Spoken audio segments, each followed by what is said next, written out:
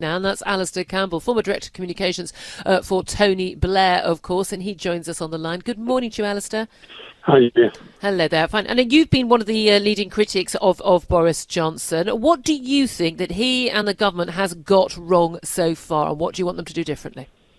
Well, I've tried to be constructive about it, and I've been very keen not to be overly critical because I really think that, we should support the government in trying to do what it's doing. But Alastair, could I stop you there? I'm being a little bit of a nag at the moment to people on the phone, but could you speak just very clearly into your phone and try and keep completely still, because it does make for a much clearer phone line. Fine. No, the point I was making is I think the mixed messaging is the problem.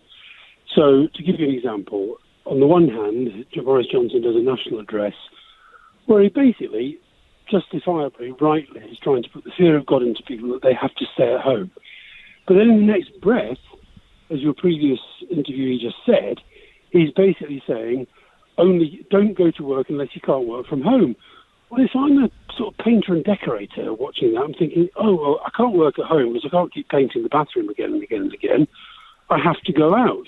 And I think there's just got to be greater clarity. When people say, should I go to work or shouldn't I, the government has to be able to say yes or no. And I know that Boris Johnson he's got some libertarian views. I appreciate that. I understand that.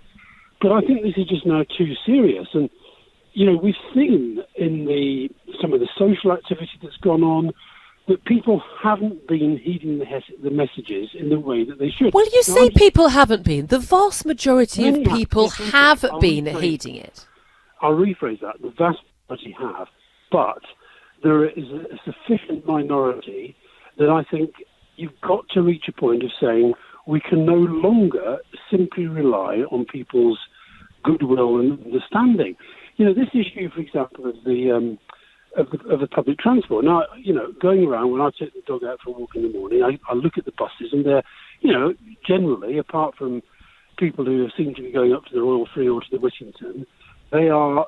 Those are hospitals in North London where you live, yes. So that seems to be absolutely fine. It's working fine. But you also then, like yesterday, I lost count of how many builders and painters were out doing sort of basements in Hampstead and what have you. I mean, they are not key workers. So I think people have got to... But hold on a minute, Alastair. The advice on lockdown, and again, this has been the case in France and in Italy and in Spain and elsewhere where they've done lockdown. The lockdown isn't everybody must stay at home unless they are a key worker. And by the way, there are an awful lot of key workers. Supermarkets, pharmacists, petrol stations, hardware shops, corner shops, laundrettes. Post offices, banks. There are an awful lot of people who do still need to be travelling for work. But the key thing is, the advice is, if you can work from home, you must work from home. But there are lots of people, huge numbers of people in this country, who can't work from home. I agree, Julia. But it doesn't mean they shouldn't be going to work. No, but it does mean that the messaging is not being clear. That's all I'm saying. I think there has been a lot of mixed messaging the whole way through. It's not that long ago that we were, Boris Johnson was saying, I was in hospital the other day, I was shaking people's hands. Now, I know we're in a different stage of the crisis then, but the job of government is to be ahead of where the public are and to be leading the public. And so I've been trying... And I said, when he did his address to the nation the other night, the first thing I said was, I think he got the tone right, I think he got to the right position.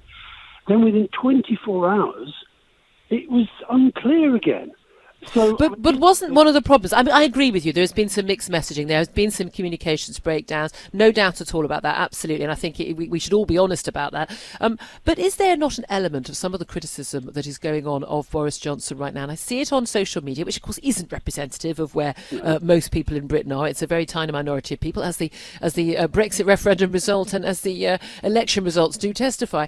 But a lot of this surely is being motivated not by someone wanting to be constructive, and I agree with you. I think you're being very constructive in your criticism here, wanting to be a critical friend at a time when we should all be coming together.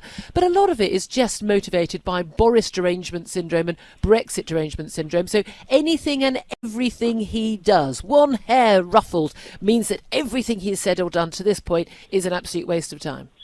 No, I don't agree with that. Actually, I think, if anything, I think a lot of our newspapers, for example, are far too accepting critical enough. And I don't mean critical in terms of just sort of slagging him off for the sake of it. I mean actually posing the questions and putting the pressure on that has to be put on there. And that's particularly important at a time when the Labour Party doesn't have there's still got this wretched leadership election going on, when Parliament clearly can't do its job in the way that it normally would. And therefore, I think it becomes incredibly important that we are critical. I don't mean that in the kind of, Boris is terrible, I hate Boris sort of way. I mean actually sort of, putting the pressure on. And that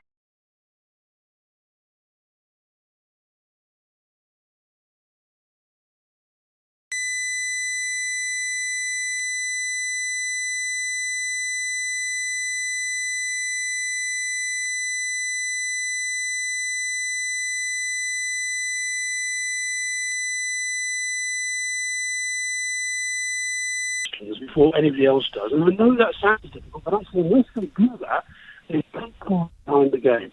And that's why I've been endless tweets about Andrew Cuomo, the governor of New York. I really do urge any views involved just to watch his briefings. Okay, Alastair, just the phone line is going a little bit fuzzy right now, but I just want to ask you this final question. There's criticism again of the Prime Minister whether or not he's doing a press conference or not doing a press conference, whether he's taking a question or not. I mean, I have to say, I'd rather he was running the country than taking questions from journalists at this current time. I'm sorry, that's where I stand. As long as we are still getting a chance to question those making decisions, as we are with cabinet ministers out and about every day. But there seems to be this ongoing battle about whether or not the Prime Minister is following the scientific advice and whether or not he's gone into lockdown soon enough and done what the science and the medicine says. When people say he's not following the advice, he's not doing what the science says, he's putting lives at risk unnecessarily, not learning the lessons from Italy and China and South Korea, etc., we are basically saying, are we not at that point, that the chief medical officer and the chief science advisor, who are standing by Boris Johnson's side at most of those press conferences, are lying to us because they seem very sure that they're following the best advice as they see it, they're taking advice from everybody, and that they are giving that advice to the Prime Minister and that he is following that advice. So when people say he's not following the advice, are we not questioning the integrity of those two highly qualified, eminent men in their field? Well, there's a couple of points to make about that. The first is that, let's just put Boris Johnson to one side for a second. Donald Trump is definitely not following the science. We know that. He's definitely not listening to that guy Fauci, who looks to me like he just cannot believe the stuff that's coming out of Trump's mouth. And all I'd say is that yesterday, for example, I tweeted an interview with one of the guys who works at the Whittington. It was talking about the science. He was talking about the spread and how this disease spreads, and he was giving the figures. Now, that's the sort of thing that when the government is setting out, for example, closing schools, explain, give the data. When you say you're following the science, explain the science, share the science. Now, well, they have. Up to a point they have, Juliet. Those briefings, I say, and I agree with you, I don't think we should fuss too much about those, but when you're in charge of the government communications, you have to make sure the public know, the reason behind the decision. And I don't believe we have. We've gone from... Well, lots of journalists keep claiming this and political people keep saying this is not the case. I just think they're not watching and listening to the same press conferences either. I'm watching Valance and I'm watching Whitty, and they are telling us the reasons why. I don't believe that actually they're going into the sort of detail that they should. And also, let me give you another example. This fuss that there was over herd immunity, and I don't know whether it was Dominic Cummings or not, and I don't frankly care. But when that was doing the rounds, and that was the strategy, Patrick Vallance was there basically on the radio saying, yes, that is the strategy. No, he didn't. Alastair, that's simply untrue. He said, look, the aim and the strategy was not to develop herd immunity. Herd immunity was something that would come about as a result of the strategy. That's not the same thing. Well, okay. But let me wind up on that. The point I'm making is that in these situations, and I've seen this myself in some of the crises that I've been involved in, it's quite hard, and we can see that with Fauci in the White House. It's very hard if your leader, your prime minister, or your president is standing there, and you're the guy who's being put up there as the expert. It's very, very hard for them to say, no, that's not quite right. But I think on a couple of occasions, they could and should perhaps have said, no, that's not quite right. And so I'm simply saying, The role of leadership in a crisis is to take the public into your confidence with all of the detail, all of the data, all of the facts. And I honestly urge people, just go online and watch Andrew Cuomo's briefings in New York, and I think you'll find you'll get what I'm saying. Okay, Alastair Campbell, we'll have to leave it there.